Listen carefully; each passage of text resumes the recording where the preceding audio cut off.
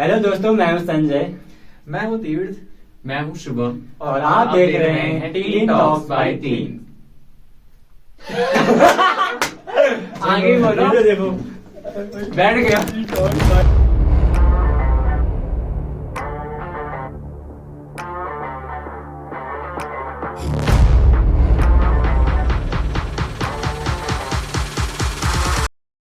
Hello दोस्तों, मैं हूँ आपके साथ तीर्थ शुक्ला मैं हूँ शुभम और मैं हूं संजय। और आप देख रहे हैं टीन टॉक्स बाय टीन। तो दोस्तों, आज का हमारा जो टॉपिक है वो है गवर्नमेंट जॉब, प्राइवेट जॉब और हमारा पैशन, हमें क्या फॉलो करना चाहिए आफ्टर 12th। तो अभी हम इस बारे में डिस्कस करेंगे। तो फिलहाल ये हमारा नया शो है टीन टॉक्स बाय तीन, कुछ भी कह सकते हो आप। वैसे हमारा जो राइमिंग बनता है वो टीन टॉक्स बाय टीन से बनता है। तीन है। तो अभी हमारा टॉपिक है गवर्नमेंट जॉब, पैशन और प्राइवेट जॉब। तो हम उसके बारे में डिस्कस करें। तुम लोग कहते हैं कि प्राइवेट जॉब थर्ड ऑप्शन है, और कभी कभी प्राइवेट जॉब, ऐसा नहीं है कि गवर्नमेंट जॉब ही अच्छी होती है, कभी कभी हमें प्राइवेट जॉब में भी अच्छे ऑप्शंस मिल जाते हैं। जैसे गूगल एक प्राइवेट जॉब देता है, लेकिन as compare to government job Google बहुत ही बेटर है। तो तुम लोग का क्या कहना है गाइस? मुझे लगता है कि बिल्कुल प्राइवेट जॉब्स लोग थर्ड ऑप्शन रखते हैं, बट आई बिलीव कि जैसे हम नॉर्मल जॉब जिंदगी जी रहे हैं, ठीक है, अपार्ट फ्रॉम इन्फ्लुएंसर लाइफ, तो वो लाइफ भी कुछ बुरी नहीं है। अगर तुम 9 to 5 जॉब कर रहे हो, तुम्हारी लाइफ स्टेबल है, एकदम अच्छी चल रही है, तो कोई दिक्कत नहीं है उस चीज। मुझे लगता है कि 12 के बाद पहले तो सबसे पहले इंसान को स्टेबल लाइफ की राह पे जाना चाहिए। कि सबसे पहले हम ये सोचे कि हमें स्टेबल लाइफ किस चीज से मिल सकती है। पैशन आप कोई भी एज में फॉलो कर सकते हैं, ऐसा नहीं है कि कोई एज लिमिट होगी कि 40 के बाद आप ये नहीं बन सकते या फिर 20 के बाद आप ये नहीं बन सकते।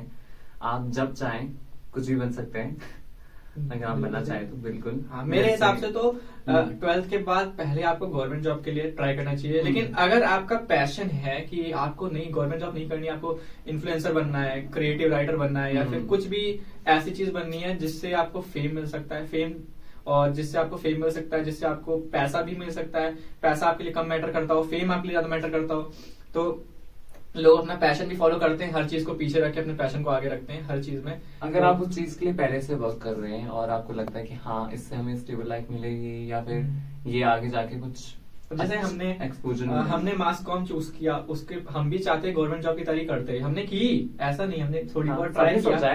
तुम लोग ने कैसे अपने करियर की चॉइस करी कि तुम्हें क्या करना है आगे? ये बहुत सडनली हुआ, ऐसा मेरा कुछ प्लान नहीं था कि मास कॉम करूं, बट इट हैपेंड। ऐसे ही मेरा भी, मैं 10th में था, मुझे याद है मेरी बुआ मास कॉम करती, मेरी बुआ जी की फ्रेंड है और वो मास कॉम करती थी। मतलब करती थी नहीं, उन्होंने परस्यू किया था मास कॉम, उसके बाद उनकी दूरदर्शन में जॉब लग गई थी। तो मैं एक दिन टीवी देख रहा था, तो मुझे आज भी याद है, मैं टीवी देख रहा था। मेरे दादाजी को न्यूज देखना बहुत पसंद है, तो मेरे घर में एक टीवी पे हमेशा डिबेट शो चलता रहता है, वो हमेशा देखते रहते हैं। तो उनको देख के मेरे दादाजी कहते हैं तुम भी ऐसे ही कभी एंकर बनो, डिबेट करो, मुझे अच्छा लगता है देखना, ये वो। तो मैंने कहा हाँ ठीक है। तब से मैंने उसकी मैं पहले हर चीज में सैलरी चेक करता था, कितनी सैलरी, तो मैंने उसकी सैलरी चेक करी, तो उसकी सैलरी बहुत अच्छी दिखी मुझे। तो मैंने कहा अच्छा ठीक है, हमें अब यही बनना है। फिर मैं सर्च करने लगा, फिर पता चला मेरी बुआ की फ्रेंड है, वो भी यही कर रही है। फिर इस तरह मैं मास कॉम के, जैसे होता है ना, हम 10th में सोचते हैं इंजीनियर बनना है, फिर सोचते हैं डीएम बनना है, फिर सोचते हैं हमें साइंटिस्ट बनना है, ऐसे ऐसे चीजें चेंज होती हैं। 10th में मैंने सोचा था कि मुझे मास कॉम करना है, फिर मैं 11th में पहुंचा तो मेरे दिमाग में कुछ और था, फिर 12th में पहुंचा तो मेरे दिमाग में एंटरप्रेन्योरशिप आ गया। तो ऐसी चीजें स्विच होती गई, लेकिन लास्ट एट द एंड मैं आया मास कॉम में। ये सबके साथ होता है, ये बहुत ह्यूमन टेंडेंसी है।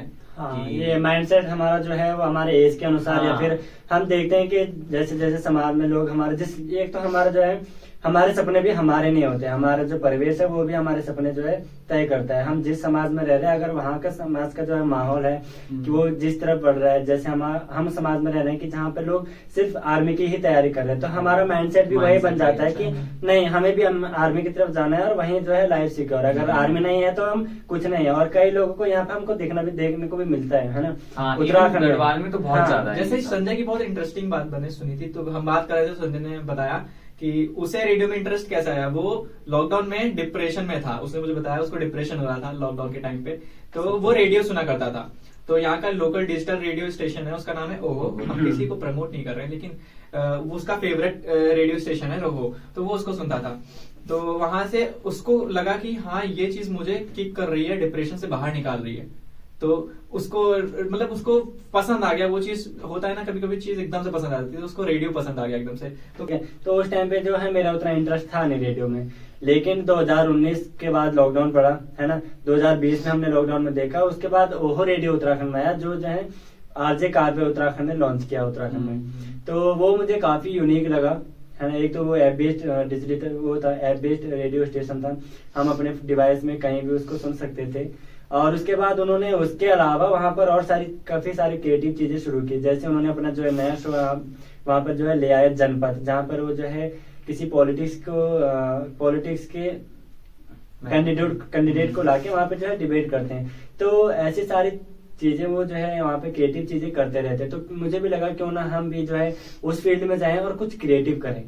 तो अगर आप भी कुछ क्रिएटिव करना चाहते हैं अपने लाइफ में, तो आप भी अपने लाइफ में या फिर कुछ कर सकते हैं। जैसे संजय ने बोला कि आप कुछ कर सकते हैं क्रिएटिव, तो बिल्कुल आपको एक्सप्लोर करना चाहिए एज मच एज आप अपने आप को पुश करें, अपनी बाउंड्रीज को खोलें, ठीक है। अपने आप को लिमिट मत करें बस कि नहीं मैं ये कर रहा हूँ तो मुझे यही करना है, उससे थोड़ा ज्यादा एक्स्ट्रा करने की सोचें। एक बॉक्स में रह के क्या ही मिलेगा, 2-3 मिनट पैर डाल दो, देखते हैं कौन सही है।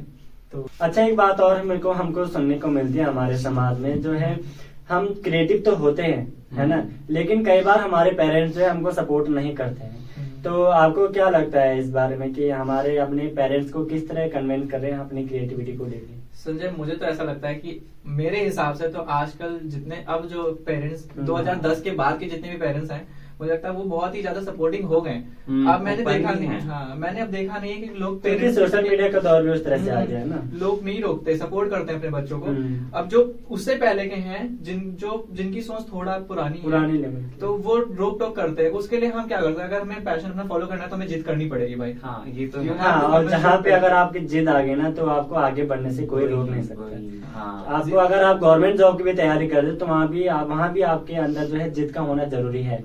अगर आपके अंदर जिद नहीं है, आप सुबह उठ नहीं पाते हो या फिर आप कहते हो कि यार आलस आ रहा है 1 घंटे बाद उठते हैं है ना, लेकिन अगर आपके अंदर पेशेंस नहीं होगा, आपके अंदर जिद नहीं होगी, तो आप लाइफ में किसी भी चीज को हासिल नहीं कर पाओगे। एंड आप कोई भी चीज करनी है तो उस रंग में आपको रंगना पड़ेगा, मतलब पूरा डिटरमाइन होके करना पड़ेगा उस चीज को। जैसे मुझे याद है, मतलब मेरे घर वाले सपोर्टिव हैं टचवुड, तो पर एक दिन क्या हुआ कि मेरी नानी का कॉल आता है मुझे, मैं लाइब्रेरी में था, मेरी नानी का कॉल आता है कि तू ये क्यों कर रहा है, तेरी शादी कैसे होगी इसकी, मतलब ये जो कर रहा है इससे शादी क्या होगी तेरी तो गवर्नमेंट जॉब ही नहीं है, कौन देगा अपनी लड़की।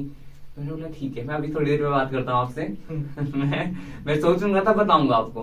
फिर मैंने उन्हें समझाया कि ऐसा ऐसा भी होता है, सबकी प्राइवेट जॉब नहीं, मतलब सबकी गवर्नमेंट जॉब लगती नहीं है, जरूरी नहीं है कि सब गवर्नमेंट जॉब में ही जाएं, कोई प्राइवेट में भी करता है, कोई फ्रीलांसिंग में भी बहुत अच्छा करता है। कभी कभी चीजें समझाना बड़ा मुश्किल हो जाता है, काफी चीजें वो नहीं समझा सकते, उनको वो चीज पता ही नहीं है। उनको तुम एक्सप्लेन करने जाओगे, तुम्हें ए से लेकर के जेड तक एक्सप्लेन करना पड़ेगा, शायद तब भी उनके दिमाग में वो चीज नहीं आती। उनमें उनकी गलती नहीं है, अब नॉलेज होती है जो उनके टाइम पे नहीं थी, हमारे टाइम पे है। हमारे पास सोर्सेज इतने सारे पढ़ने के, एंड ऐसा नहीं है कि वो आपको मना कर रहे हैं, वो आपकी चिंता करते हैं। दैट्स व्हाई आपके मतलब ऐसे डिसीजन में कि उन्हें लगता है कि अगर इसमें कुछ नहीं हुआ तो तब क्या होगा, वो ये सोच के बोलते हैं। कभी कभी आपके पेरेंट्स नहीं मान रहे, बहुत नहीं मान रहे, तो तुम उनको बस ये बोलो ना कि पापा मुझे 1 साल दे दो, 2 साल दे दो, मैं अपने आप को प्रूव कर रहा हूँ। टाइम मांगे, ठीक है, बिल्कुल। अगर मैं तब भी नहीं कर पाता हूँ तब मैं आपके मन की चीज करूंगा, लेकिन पहले मुझे अपने मन की चीज करने दो। अब वही, अगर आपको वो डिटरमाइन होते हुए देखेंगे कि हार्ड वर्किंग है इंसान और काम कर रहा है उस अपने एम के प्रति, तो बिल्कुल वो ऐसे भी नहीं बोलेंगे कि नहीं भाई नहीं। लेकिन ऐसा भी नहीं है कि हमारे पेरेंट्स जो है बिल्कुल ही थोप देते हैं। अगर आप उनको समझाएं तो वो समझ भी जाते हैं, और एक टाइम के बाद वो आपको सपोर्ट भी करने लग जाते हैं। क्योंकि इस खुद मेरे साथ हुआ है, मैंने रियलाइज किया है ना,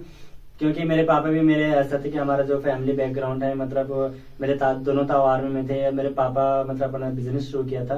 तो मेरे पापा ने भी मुझे आर्मी के लिए काफी वो किया था, मतलब फोर्स किया था, काफी फोर्स किया था मेरे पापा ने मुझे आर्मी के लिए। तो मैंने उसके लिए किया भी था, लेकिन मेरा इंटरेस्ट वो नहीं था।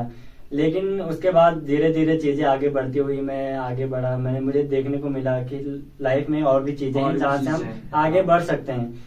तो फिर मैंने अपने घर में बात की, अपने पापा से बात की कि मैं इस फील्ड में जा रहा हूँ। तो पापा ने, फिर मैंने मना किया था, लेकिन वही होते ना, अगर जिद आपने पकड़ ली तो चीजें हो ही जाती हैं लाइफ में। तो मैं उसी जिद पर अड़ा था कि मुझे ये करना है। तो मेरे पापा ने भी एक टाइम के बाद बोल ही दिया कि हाँ बेटा कर दो।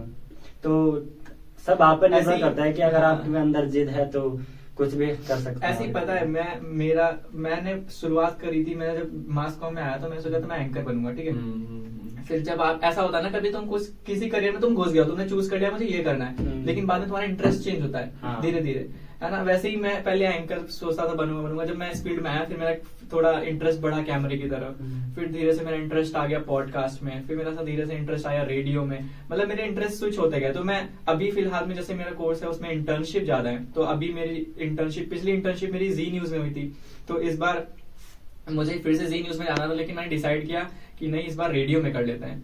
तो मेरे पापा का रिप्लाई होता है उधर से कि तुम करने कुछ गए थे और कर कुछ रहे हो। हाँ, ये फिर ये भी हो जाता है ना कि आजकल रेडियो सुनता कौन है। हाँ, क्योंकि पेरेंट्स की एक्सपेक्टेशंस रहती है, हाँ। मैं तुम्हें टीवी में देखना चाहता था, अब तुम्हारी हाँ। आवाज सुन के काम चलाना पड़ेगा, तुम्हारी आवाज, जो कि रेडियो उनको लगता है रेडियो बंद हो गया, बंद हो गया, हाँ, है ना, बिल्कुल। उनको लगता है, लेकिन ऐसा नहीं, रेडियो अगर बंद हुआ है ना तो उसका सेकंड पार्ट आ गया, उसका पॉडकास्ट के फेस में अब हर वो चीज आया, सब डिजिटल चीज़। होने लगी है, तो सब उसी चीज़ तरह live हो। रेडियो भी अब डिजिटल में आने लगा है। तो कुछ भी बंद नहीं हुआ, हर चीज बेटर है, अब बस तुम्हें जो पसंद है वही करो। तो गाइस मुझे लगता है ये पॉडकास्ट लंबा हो रहा है, हम इसका पार्ट 2 बनाएंगे अगर आपको अच्छा लगेगा तो, नहीं भी अच्छा लगेगा तब भी हम पार्ट 2 बनाएंगे। और आप क्योंकि देखते हमें अच्छा रहिए। लगेगा। हाँ, क्योंकि हम relate कर रहे हैं। हाँ। हाँ, ट्रू, और वही जो- करो, तुम्हें जो पसंद है ना, अगर हाँ वही करो, वही करना कर रहे है। हैं। हाँ। हाँ, तो तो दोस्तों आप देखते रहें 3 तीन टॉक्स टॉक्स बाय बाय 3।